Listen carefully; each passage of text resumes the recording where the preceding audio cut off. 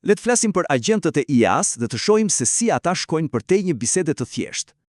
Një ndryshim i madh pa ndodhur tani, i nxitur nga një lloj i ri dhe i fuqishëm i IA-s. Kjo pyetje thekson dallimin thelbësor midis një chatbotit dhe një agenti të vërtetë IA.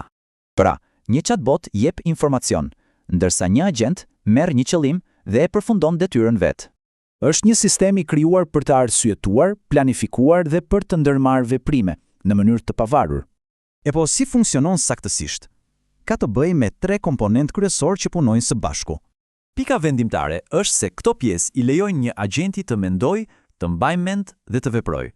Ky është parimi themelor për të punuar me agent. Njerëzit japin udhëzime, agentët bëjnë punën. Pyetja është, ku është vendi më i mirë për t'ia nisur? E po, çelësi është të kuptojmë rrezikun.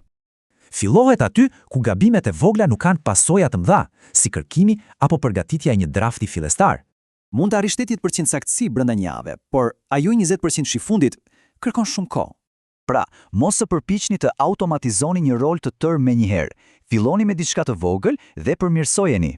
Të shkurtosh një detyrë 4 orëshe në vetëm 30 minuta gjykim dhe rishikim, kjo është një fitore e madhe.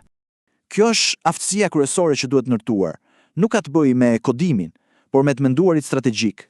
Mundësia e vërtet është të ndalojmë se folurin me janë dhe më në fund të fillojmë të punojmë me të.